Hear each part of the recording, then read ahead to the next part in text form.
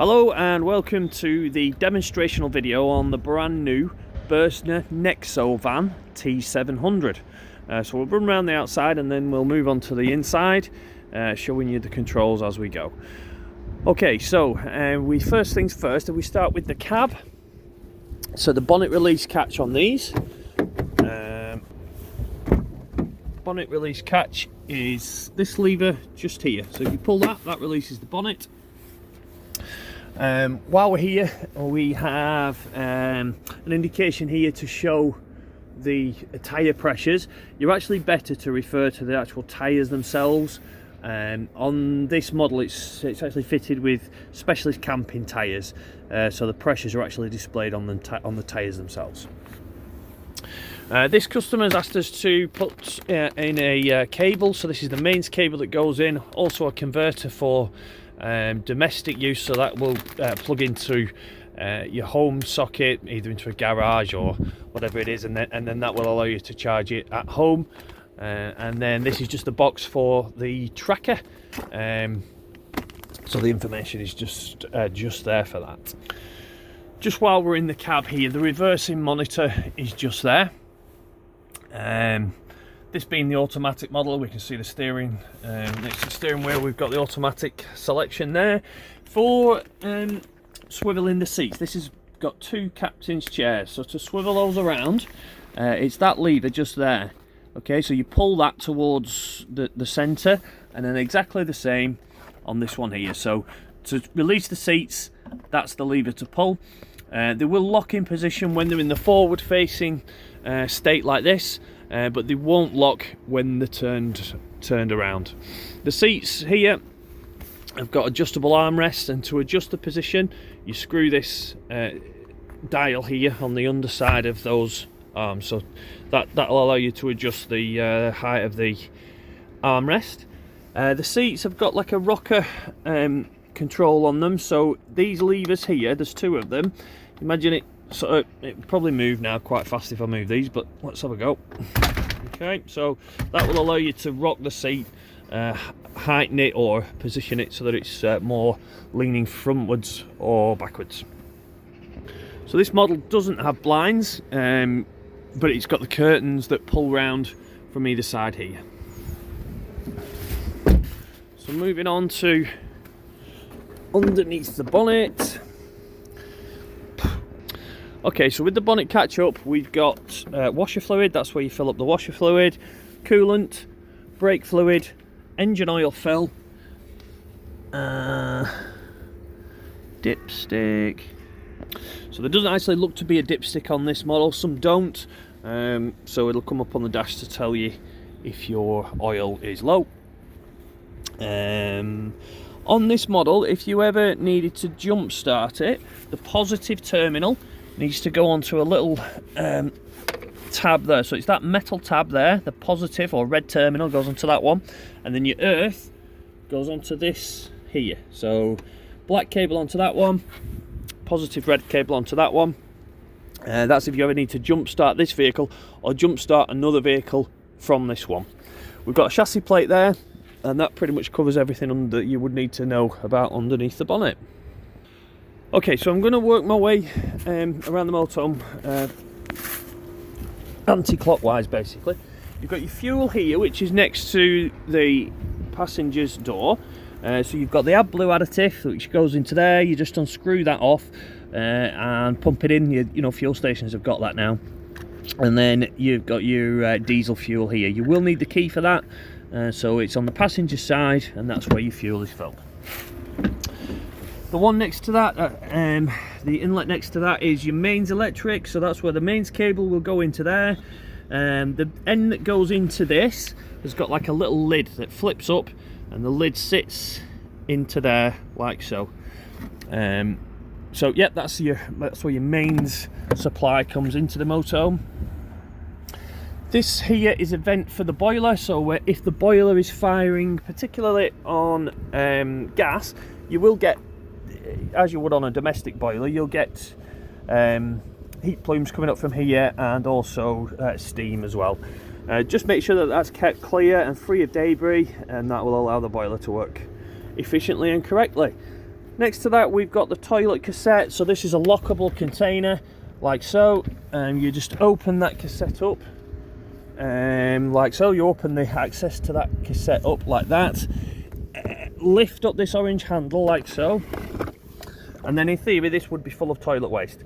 Inside the motorhome there is a indication on the actual toilet itself to tell you when this is full. So when it's full and you want to empty it, you pull it out like I've shown you, and then this nozzle here, you take it like so, unscrew the cap off the end, and then pour away the toilet waste that's contained within the cassette. This cassette will require a chemical to break down all the solids and get rid of the smells. To fill this, you just slide this cover back here, and then this you turn like so, and you can see it's opening up a blade, which then gives you access into the cassette itself. When you're pouring away the waste out of this nozzle, as I've just shown you, press this button in here and it will let air in as the liquid is pouring out, and then that will stop it from splashing and glugging, and just make it a more efficient way of getting rid of the waste. This has also got a handle on it so that you can carry it or wheel it over to the waste disposal point. To get that out, you just extend the handle like so, and as you can see on the bottom, that's got wheels, so that's how you take it over to the waste disposal point. To put this back in, once you've emptied it and then replenished it with the chemical, you just slide it back into position and push it back in, ensuring that this clips into position like so. You'll see a sticker there underneath the toilet cassette. That's the waste, where the waste tank is emptied. So everything that goes down the shower and down the bathroom sink and the kitchen sink ends up in a tank underneath. So to empty that, there's a spanner which we'll come to in a second, which is attached to this here, which is a bit like an Allen key, but it's square. And then you can see that pipe there, that's where the it's called grey waste, so it's like you called your grey tank. So that's all the drain water basically that goes down the sink and down the shower. Next one along here we have the fresh water tank. So that's where the fresh water is filled. So what you do is you just put a hose pipe into that, and again it's lockable. You just put a hose pipe into there and fill it up until basically water pours out of it. There's an indication on the control panel inside the motorhome to tell you when that is full and what level you're at. Similarly, that's also the case with the waste tank as well. In here we have the gas locker. Okay, so in there is the gas locker. I've just taken out the toolkit, which is just here, to show you inside the gas locker. So this is where the 2 gas bottles would be housed. And so they sit down on top of this rail here, and then these straps hold it into position. The gas goes into this tube. You attach your gas bottles into position with the straps. This end goes into the gas bottle itself and is screwed in. That end then goes onto that pressure regulator here. So this customer, I think, is bringing some gas with them, and we're going to fit that for them. So that's just a hose that attaches the gas. This is the spanner that we discussed about how to drain down the wastewater there. So that's the spanner that goes onto that bar, which we just discussed there. You've got a repair kit there, so that is the repair kit for if you were unlucky enough to get a puncture. So that's the gas locker. Next, covered along, we have the it's just access to your storage. So this is the smaller locker. So working on around the motorhome, we've got the camera unit, which is just housed there. That's the lens for the camera, and just make sure that's kept clear and free of dirt. And then we've got the bigger access through into the garage here. So this is lit, as you can see there. This customer's had a Wi-Fi unit and a television fitted, so that's the boxes for those. The winder for the awning is just housed there. There's a separate video on our YouTube channel that shows you how to operate the awning, which I'll include in the description of this video. There's also a main socket just there, and it's also heated, so the heating is actually channeled into the garage in here. Okay, the fresh water tank is just housed here. Okay, very important that in cold weather the water isn't left in here. You can still use the motorhome in cold weather because you'd have the heating on, which would protect this tank. To drain this tank down, so to get all the water out of the fresh water tank, there's a wheel here. Okay, and there's a sticker showing you. So it's 110 litre capacity on this. You can actually drain it down to 20 litres. The reason for that is that it'll help you calculate your weights for when you're travelling. So you know you're only carrying 20 litres, which is 20 kilos. To drain the tank down, you turn this wheel and you'll come to one click, which is just done.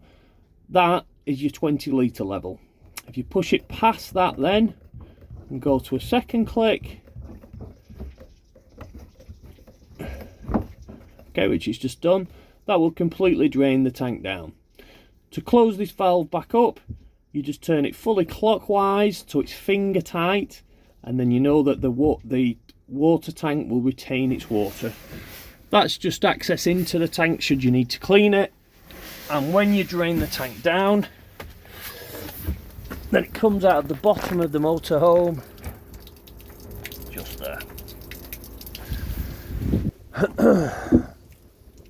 Okay, next to that we have the vents for the fridge. So the fridge is housed in the motorhome just there. What it does is it draws cool air in at the bottom, expels warm air at the top, and it helps vent the fridge. Above that we've got the awning. As I say, there's a separate video for that which shows you how to operate and wind out the awning and take the legs down. So we've discussed the swivel chairs. Underneath that chair is where the charger unit is, and on the front of that charger unit there is a bank of fuses. So that's the fuses for the 12-volt system. You gain access to that by pulling down the vent cover, which is on the front of this chair, so just here. So you pull that up and you can see the charger unit's under there, and on the front of that box there's some fuses. So that's the 12-volt circuit fuses, so like your water pump, etc. will all have an individual fuse. Okay, so this motorhome we fitted a television for the customer, which is just here. The Wi-Fi system that they've requested to be fitted is here, and the SIM card for that goes in the back of here. You take that back piece off, take the battery out, and there's a SIM card inside there. All the passwords and everything for the to gain access to this are on the back of this server here. You take the back panel off and it'll show you all the passwords to log on to that system. Okay, above the main entrance door here we have the main control panel. To switch everything on, it's that button there. So this will show you about levels, etc. So this, if you press this button here, it'll show you about your engine battery. So you can see it's got a picture of the front battery there, so that tells you what level your engine battery is. And if you press this button here, it tells you what level your leisure battery is. So that's the leisure battery there. If you press this button here, it tells you about the level of your fresh water. Now I've just drained that down, so obviously there's no water in it at the moment. And if you press this button, it tells you about your wastewater. So there is some waste in there at the moment.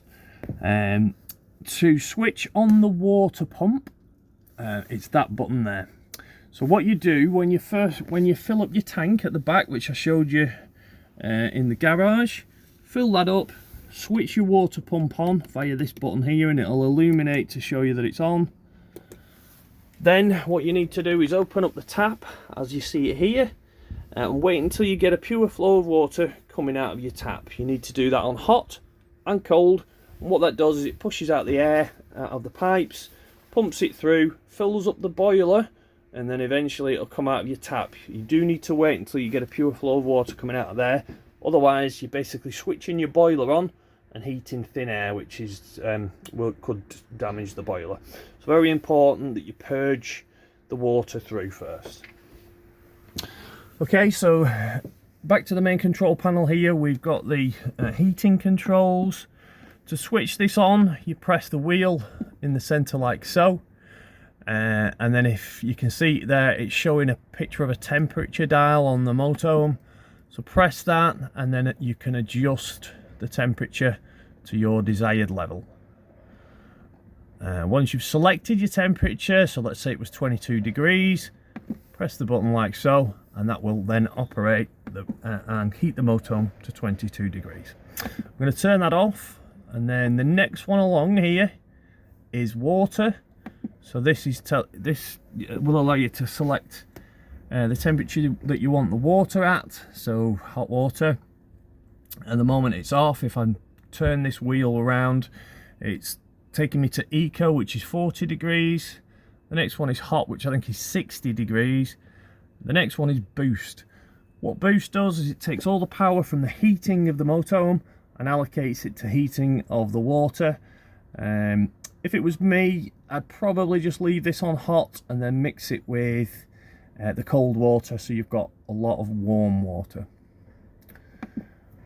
Okay, the next one along, as we turn the dial on this wheel here, is the fuel selection. So if you press that button, you've got gas only, so this the motorhome and the water will be heated on gas. Next one along is a mix of gas and electric on 1 kilowatt. Next one along is a mix of gas and electric on 2 kilowatts. Then you've got electric only on 1 kilowatt, electric only on 2 kilowatts. If you want to come out of any of these menus, you just press that back button there.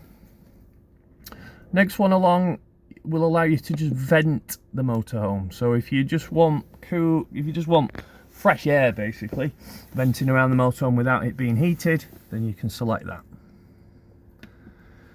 The next one along will allow you to set your timer, so you can set it to come on at a certain time, go off at a certain time. That one sets your clock, and then you've got a settings menu. I wouldn't go into that unless strictly necessary, but there is an instruction manual, a separate one, to show you how to navigate through the settings.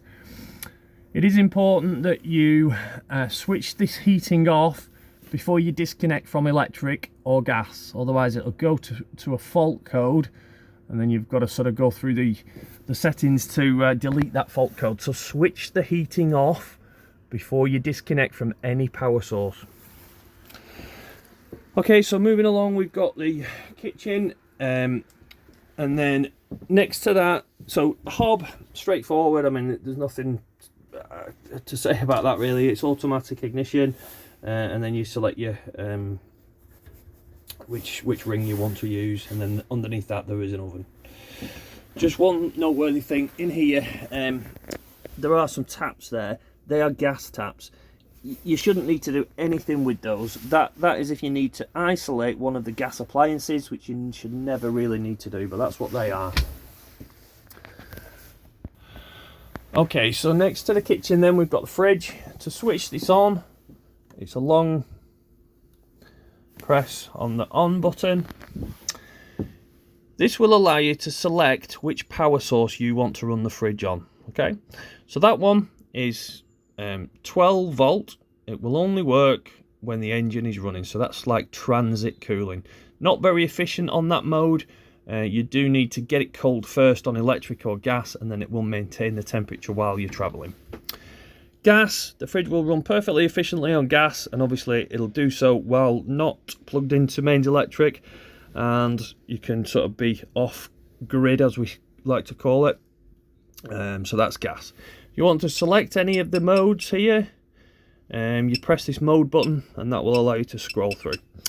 The next one is mains electric. It's bleeping at me to say there's a problem because we're not plugged into mains and we don't have any gas running at the moment. So That's why it's doing that.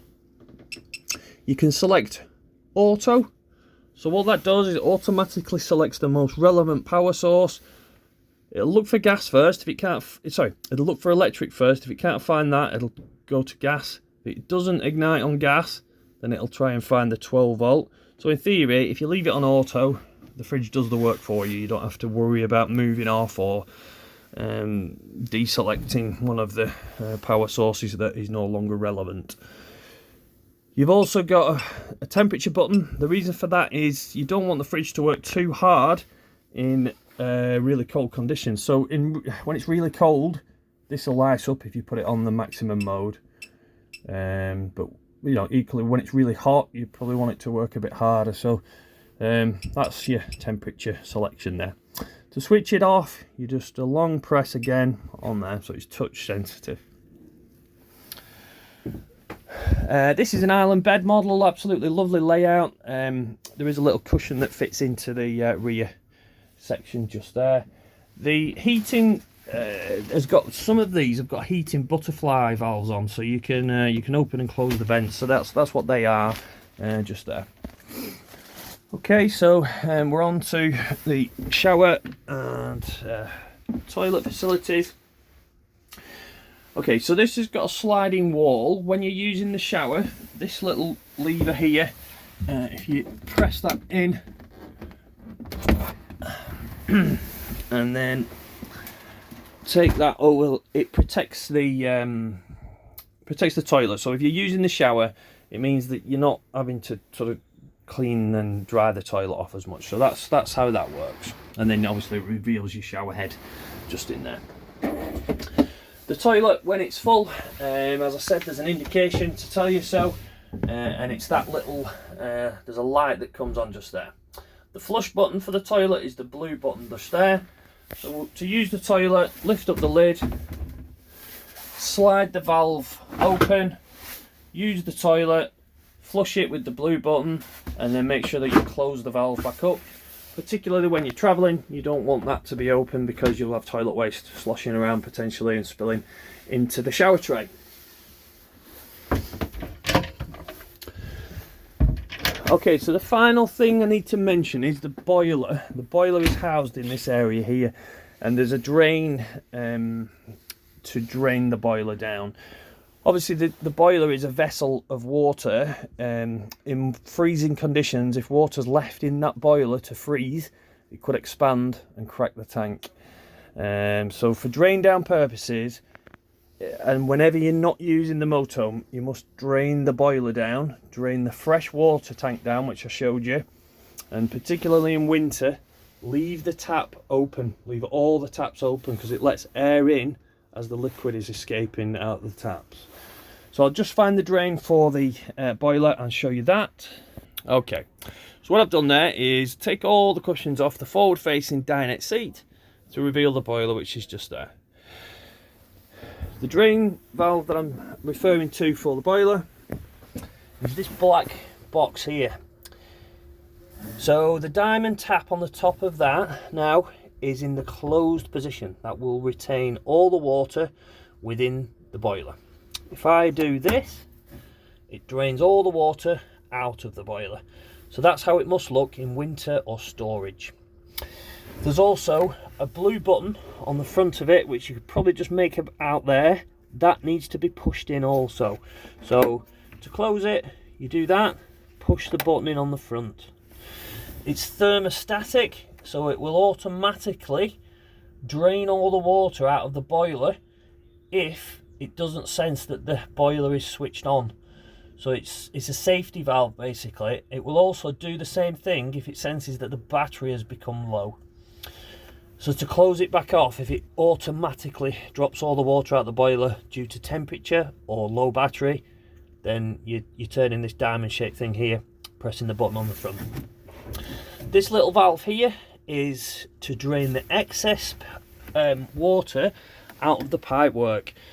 So it is important that you get all the water out of this. If water's left in here in winter and it freezes, it'll crack this pipework. So that little orange yellow valve there is closed. You point it upwards like so, it's open. So that now is in the open position and will drain all the excess water out of the pipework. You can probably see there we've got a circuit breaker. This is for mains. Okay, so like your domestic circuit breaker that you've got at home, when those are in the up position, which they are now, then they are on. There's also a little test button which is just there. If you flip this front panel off here, press that test button, they will flip down. Just those two there, and then you know that you've got mains coming into the motorhome. So that's a quick test to make sure that you know you've got mains coming into the vehicle.